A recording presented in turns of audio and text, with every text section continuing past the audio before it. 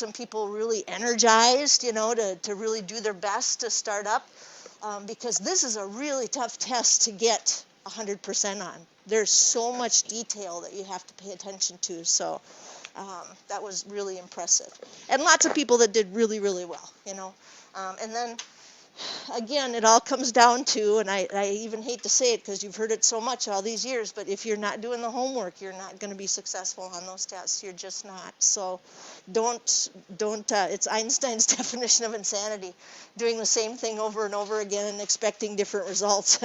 That doesn't happen, you know. So today's the day to, you know, turn things around and say, all right, I'm going to do the homework every single day. I'm going to ask questions if I don't know what I'm doing, and just start fresh and start over.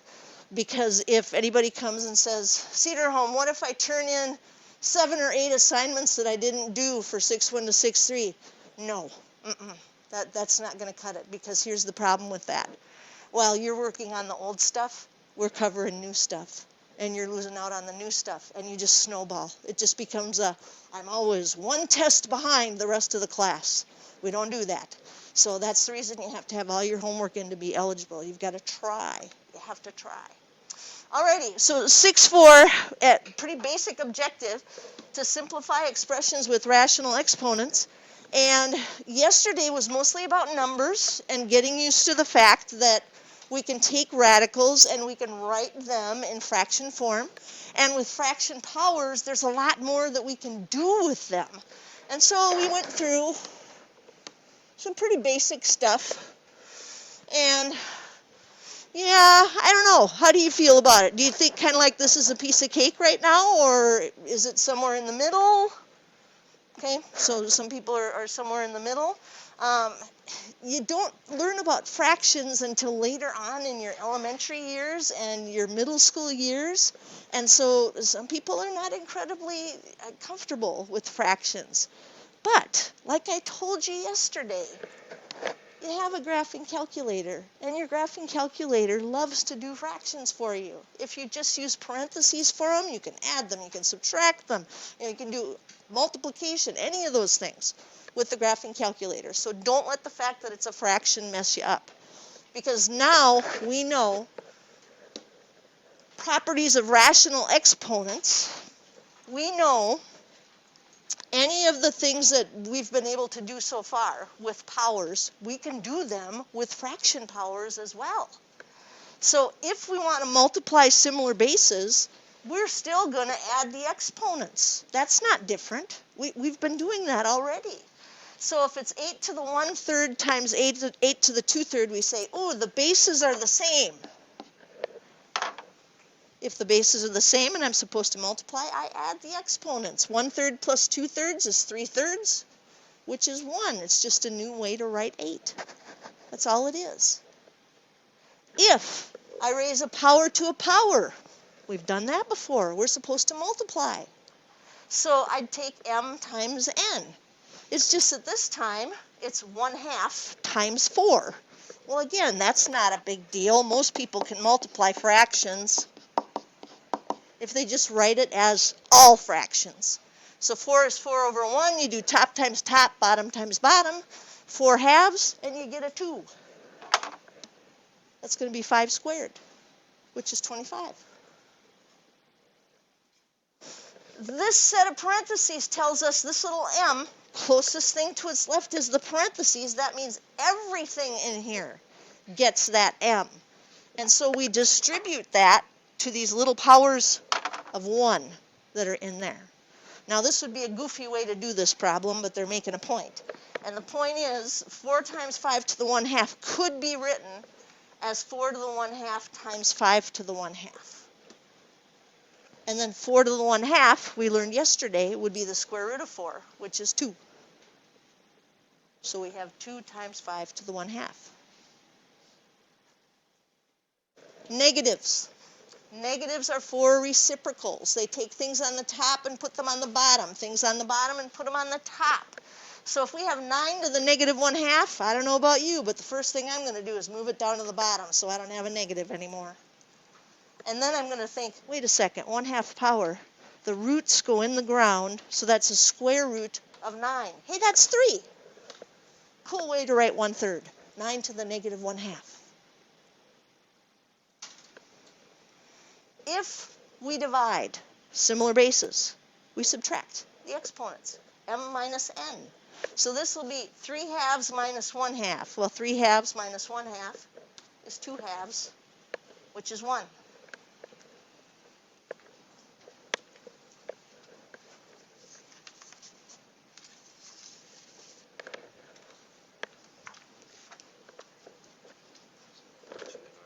Oh, you do? Excellent. Oh, you need something right one.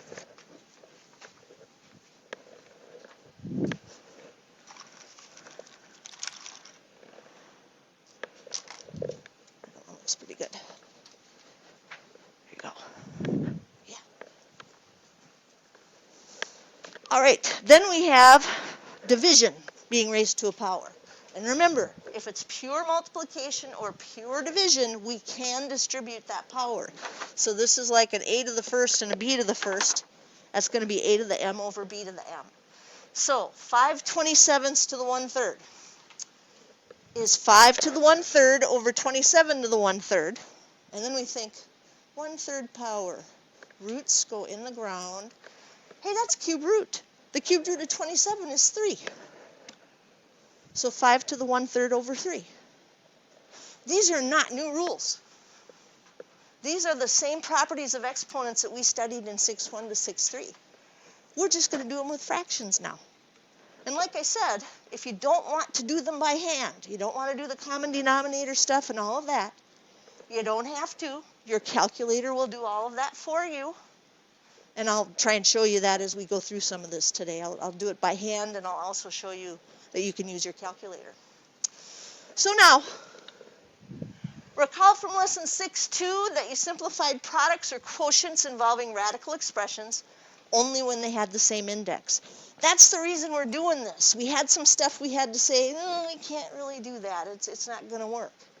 However, you can combine radical expressions with different indexes. Again, that's pronounced indices, but indexes.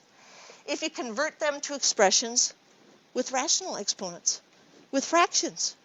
We can put these things together using fractions. Away we go. Problem 4 says we're going to combine radical expressions. What is the 4th root of x to the 3rd over the 8th root of x squared in simplest form? Oh my. Well, in section 6.2 we would have had to say, I can't do this. This is a 4th root and this is an 8th root. I can't do this problem. That's why we're learning this. We can take this question farther. We just have to remember the roots, the index is the root. It goes in the ground. It's on the bottom. So it'll be x to the 3/4 over x to the 2/8. And I hope when you saw 2/8 you said, oh, they're trying to pull a fast one. I can reduce 2/8. That's 1/4.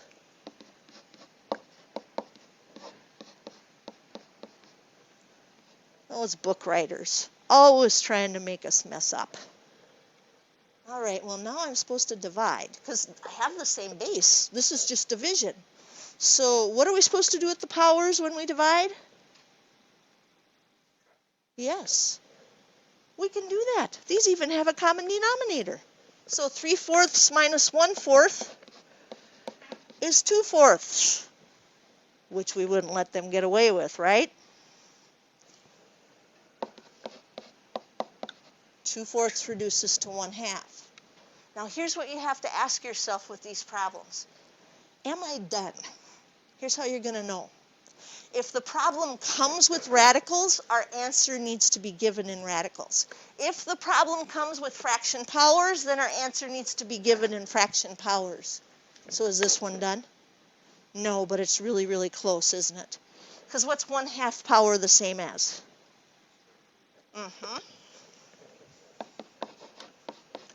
Now we're done. The problem came with square roots. We give it back to them with square roots. The steps in between, yeah, we have to do that. Radicals won't let you do this problem. Fraction powers will, and that's what we used.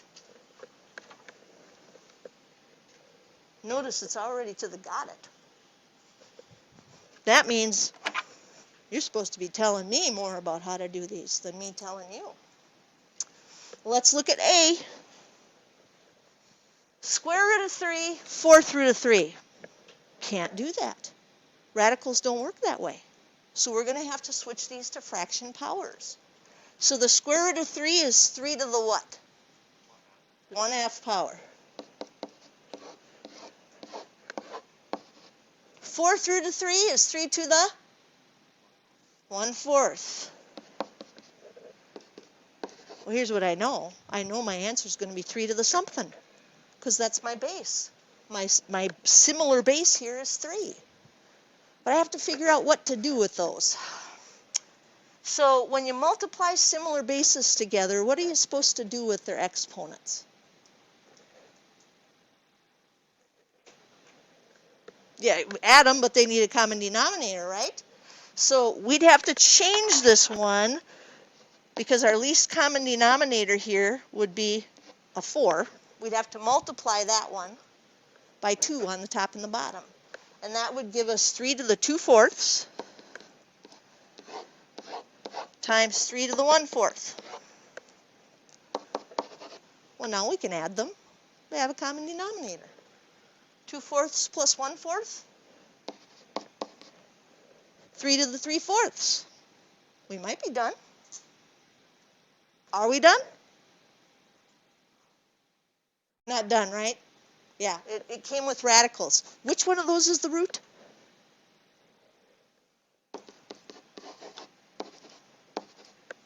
And now here's one additional step we do with this one, because it's numbers. We actually figure out what 3 to the 3rd is. And you have a power chart that'll do that, or a calculator. So it's 27.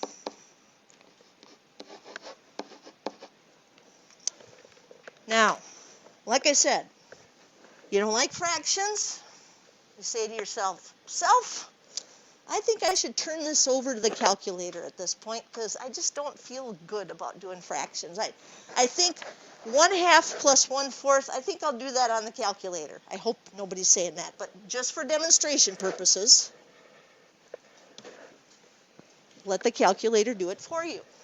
Parentheses, 1 divided by 2, parentheses, oops, that's not a 2. There we go. Plus, parentheses, 1 divided by 4, parentheses.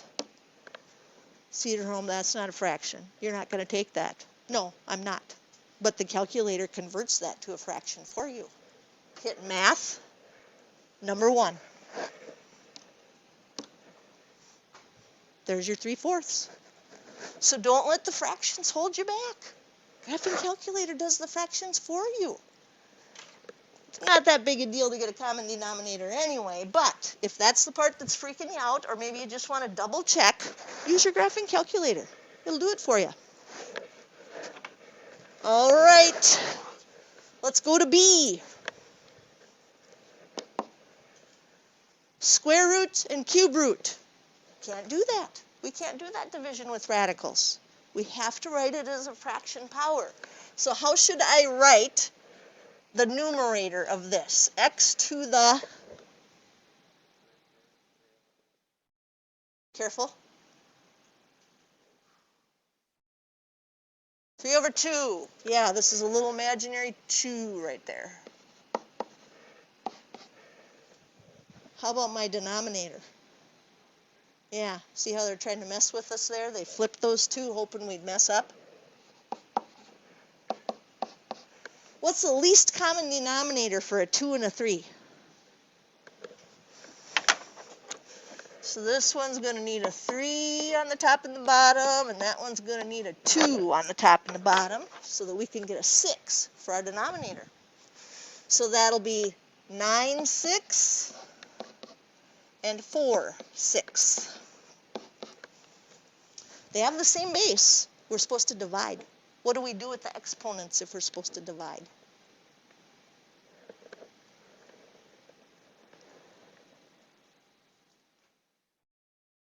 Subtract. So 9/6 minus 4/6 is 5/6. Should we stop there with this one? Came with radicals, didn't it? Got to give the radicals back. All right. So which of those is the root? The 6. It's on the bottom. It's in the ground. So 6th root of x to the 5th. And now we have it. Do you see how most of the points for this problem would come from these 3 steps anyway? I mean, that's the bulk of the work. This little piece down here, maybe a half a point for not putting it back as a radical. Uh-oh, there's my blue marker not working so well again. Square root and cubed root. Can't do that. Square root of 7 is 7 to the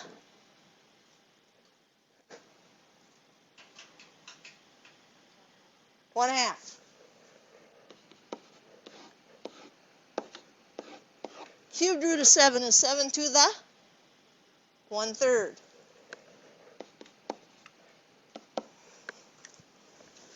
If you multiply similar bases, what are you supposed to do with the exponents? Add them. Problem again, we need a common denominator. And the least common denominator for 2 and 3, you already told me, is 6.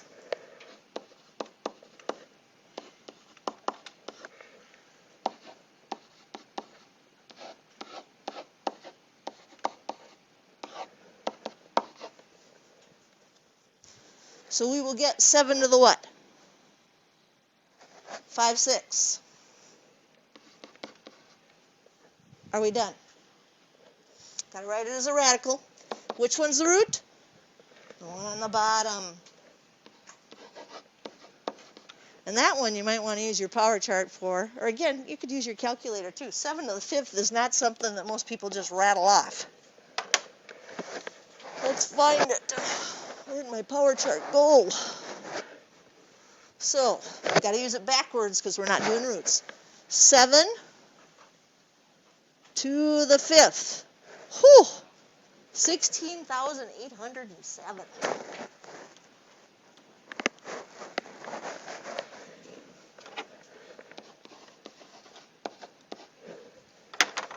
Again, that's because it was numerical. It was a number that we actually figure out what that is and put it down there. That's simplest form. You know, we have to use the fraction exponents, the rational exponents, so that we can do the math. But then in the end, we try to put it back like they gave it to us. We can simplify a number with a rational exponent by using those properties of exponents or by converting the expression to a radical expression. This is the part I talked about yesterday where I said, I can't give you a box that says step 1 do this, step 2 do this, step 3 do this, because every problem is different. Hopefully, when you see this number, your brain starts saying, oh, that's one that shows up on my power chart quite a bit. So I better be ready to do something with that power chart and that 16. Well, first things first. I don't like that negative. How do you get rid of it? Top to the bottom, bottom to the top. Take the reciprocal. Now we have a new problem. Oh, and take notes, pay attention. We've got 2.5. Is that a fraction? No, but we can get it there, right? So I shouldn't read it off as 2.5. I figured that out yesterday. What should I read that off as? 2 5/10. Can we reduce 5/10? Sure you can. And then yesterday I reminded you how we get a mixed number to be an improper fraction. So I want you to go ahead and do that one. What would that be? 5/2, yes. Multiply and then add the numerator. So denominator times the number out in front and then add the numerator. So now we have 1 over 16 to the 5/2. What root is that?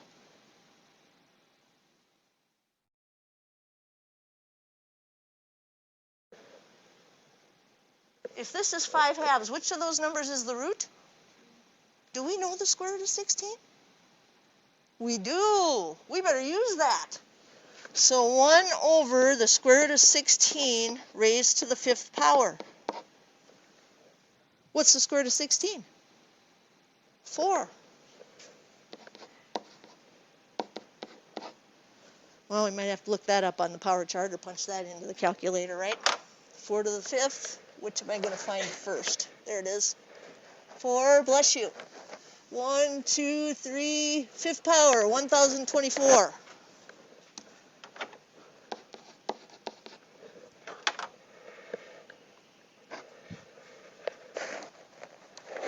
Go.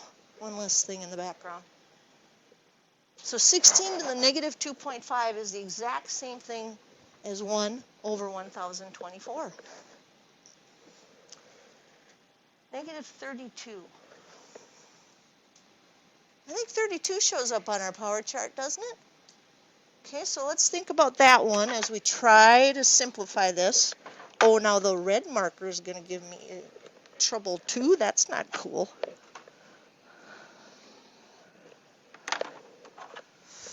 All right, does this have a negative exponent? Good. At least I don't have to worry about flipping it and making it a reciprocal. That's not a negative exponent. That's a negative number. Two very different things. So which of those is the root? The 5.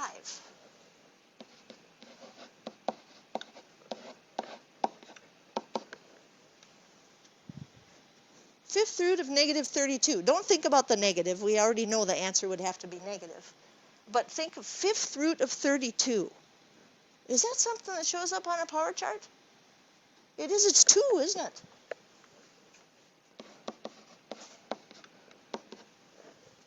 So now I just need to think, what's negative 2 times negative 2 times negative 2 times negative 2? 16. Or you could plug it into a calculator at that point. But make sure you use parentheses around those negatives so you get that. All right, now we're to the got it's. Thank you. Oh, that's right. All of it's mine. All righty, what is each number in simplest form?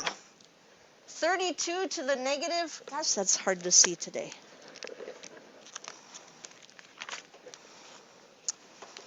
Negative 3/5.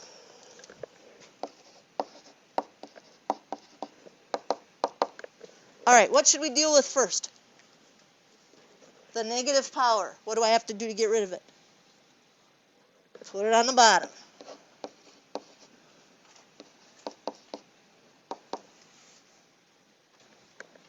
Light bulb go off about that denominator. All of a sudden, boom! We just did that, didn't we? What's nice about that?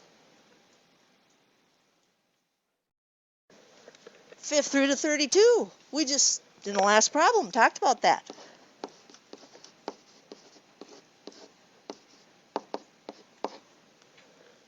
So what was that fifth root of 32? Itty bitty little 2. And what is 2 cubed? 2 times 2 times 2? 8. There it is. So 32 to the negative 3/5 is the exact same thing as 1/8. We simplified it. Hey, there's that 16 again. That was a good number last time, wasn't it? 16's good for a lot of stuff. So 16 to the 3/4. Well, there's no negative power, so I don't have to worry about reciprocals. How should I write that so I can move forward? Fourth root, good. Fourth root of 16 cubed. Because what's the fourth root of 16?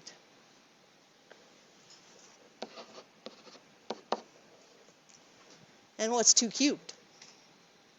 8. Cool way to write 8. 16 to the 3/4. We simplified it.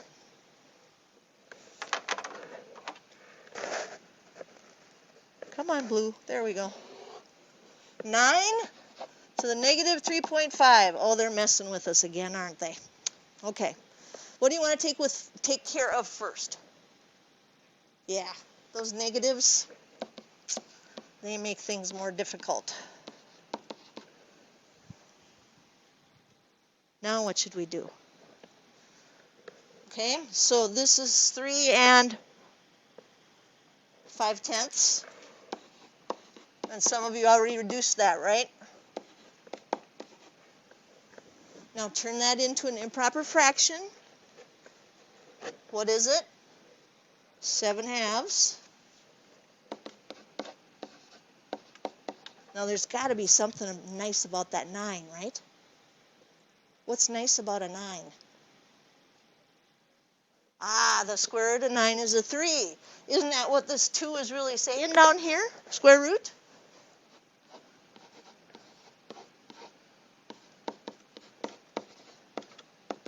Oh boy, 3 to the 7th, that's got to be a biggie, right?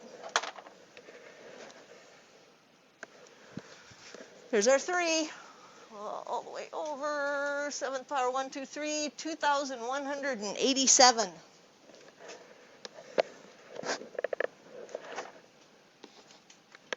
Come on, Blue, wake up. So 9 to the negative 3.5 is the same thing as 1 over 2,187.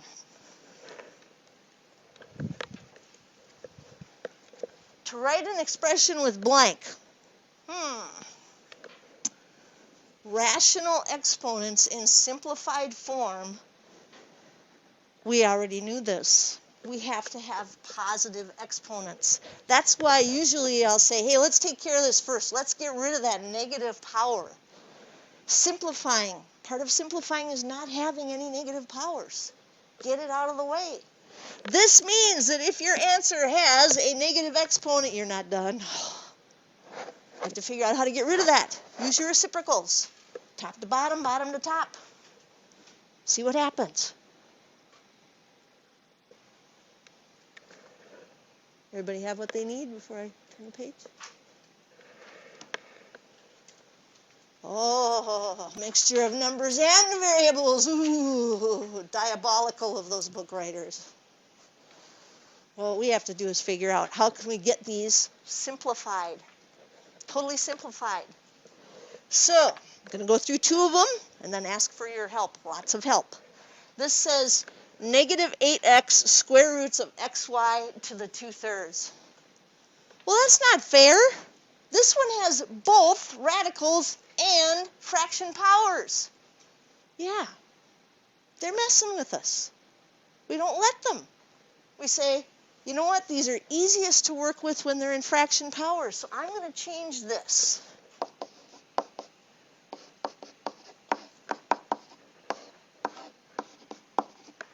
And make that x and y both to the 1/2 power. Because then I can actually move forward with this problem. Well, I'm going to take care of that first because we know the order of operations says innermost parentheses first. Negative 8, there's an x, times x to the 1/2 and y to the 1/2, all to the 2/3 power. Oh, I've got a couple of bases. These x's are the same. I know how to multiply those. You're supposed to add the exponents. Well, this is a 1, but the other one's 1/2, and I need a common denominator. So I'm going to need to think of that as 2 halves. So this will be negative 8, x to the 2 halves plus 1/2 is 3 halves, y to the 1/2, all to the 2/3 power. Well, now I still have parentheses and they're still doing something because I'm supposed to raise that to the 2/3 power. That means I have to distribute, because this is all multiplication, distribute that 2/3 to every single power, including this little imaginary 1. So negative 8 to the 2/3, x to the, well, multiplying fractions is easier than adding. You just do top times top, bottom times bottom. 3 times 2 is 6, 2 times 3 is 6. Hey, wait a second. 6 divided by 6 is 1. X to the first. For the y, top times top, bottom times bottom, 2 6. That reduces to 1/3. So now I can focus my energies on the number that's in front of there. 8. Oh, 8's pretty special on our power chart, isn't it? Which one of these is the root, the 2 or the 3? Well, cubed root of -8 is -2.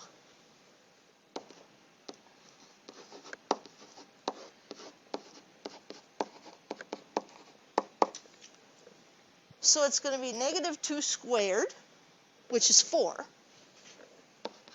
xy to the 1/3. Did this problem come with radicals? Did it come with fraction powers? So we would be safe leaving this answer. You would also be safe writing it like this.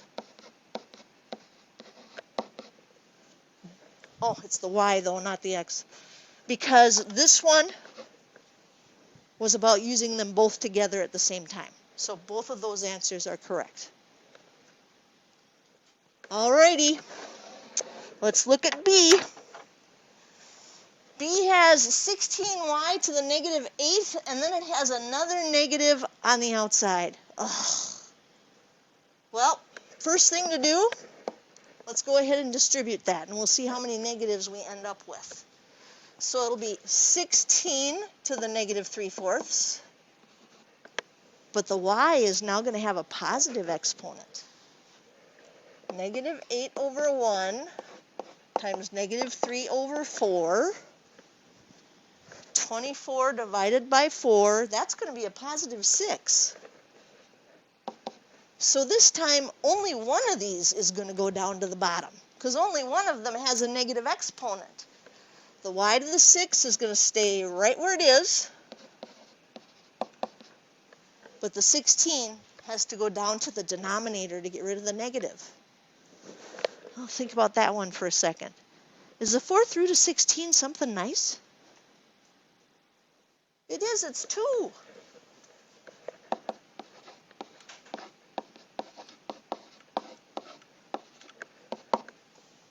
So we've got a y to the 6 on the top, and John, is that you throwing things? What?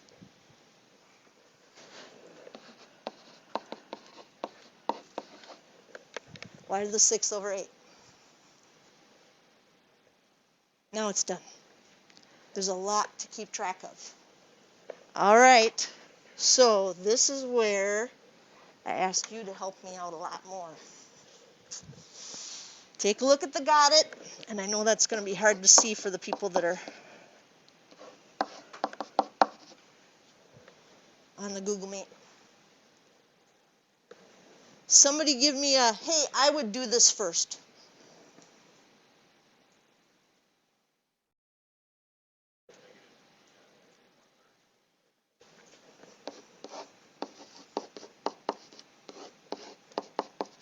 I like that. Then there's no way we're going to miss that negative, right? Distribute. 1 times 1/3 is 1/3, so 8 to the 1/3. 15 times 1/3, 15 is like 15 over 1. So top times top is 15, bottom times bottom is 3. Hey, that's 5. Now there must be something special about 8 to the 1/3, or they wouldn't have given it to us. Is the cubed root of 8 something special? It's 2.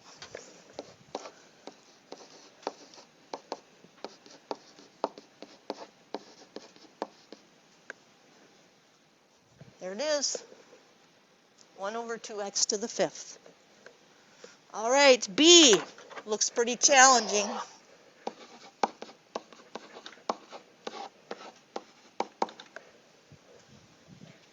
John, keep your hands busy by taking notes. All right, thoughts?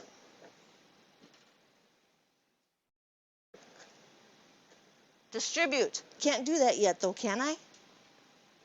There's something keeping me from being able to distribute. Yeah, change that y. Exactly, you got it.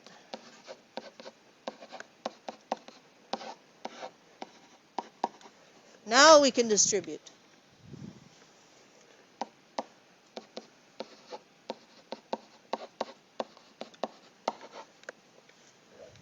But I want your help with telling me what that y power will be.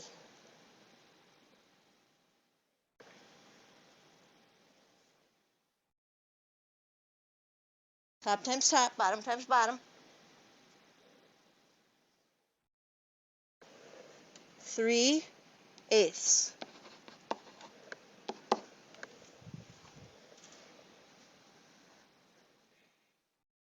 Thoughts on what to do next?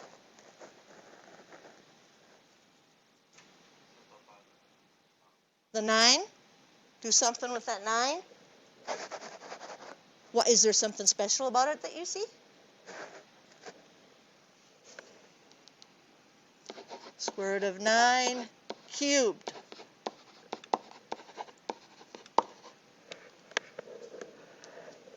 Because the square root of 9 is 2.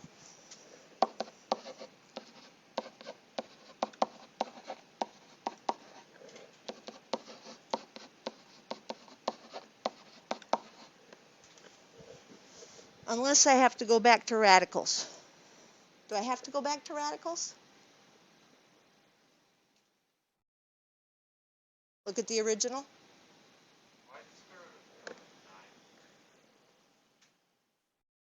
Oh, because I wrote a 2 for a 3. Thank you for saying something. I do that every once in a while. 2's for 3's. I don't know why.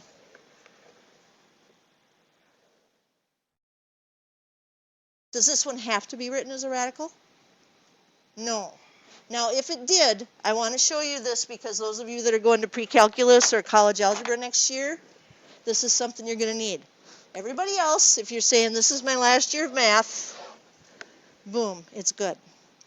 If we have to write this using radicals, then what we'd have to do is say, well, they're going to have different roots. One is a square root and one is a eighth root. How am I going to do that?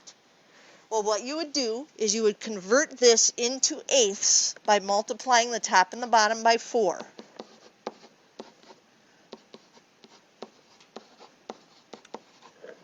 And then you could write it as 27 eighth roots of x to the 12th y to the 3rd. And then you could simplify it because 8 does go into 12 once, but with an ugly remainder of 4. So like I said, if you're going on next year, you'll have to write them both ways. You'll have to do the fraction powers and you'll have to do the radicals. Thank you so much for hanging in there, because here's what I wanted to do if it was at all possible today. I wanted to get all the notes done so that you didn't have to watch a video tomorrow, and we just did that. So you won't have to watch a video tomorrow, you'll just have an assignment to work on. So for tonight, there's 6-4 day 2, and in the Schoology update tomorrow, I'll give you the 6-4 day 3 assignment. Oh, I wonder if I put it here. Maybe I'll just give them to you right now. Let me double check, but I'm pretty sure that's them.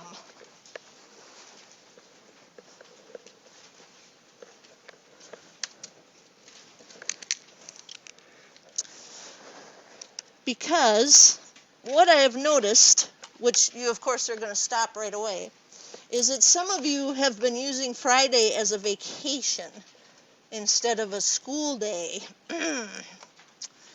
And I think you'll be more apt to do this if you don't have to watch a video first.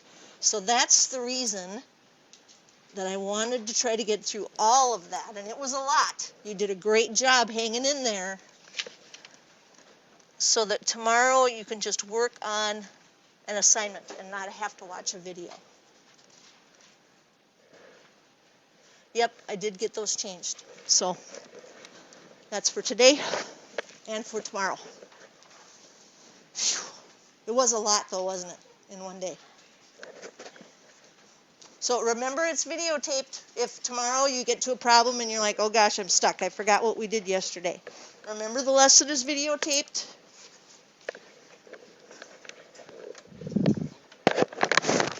And you don't have to watch the whole thing. You could just fast forward to whatever it is you need.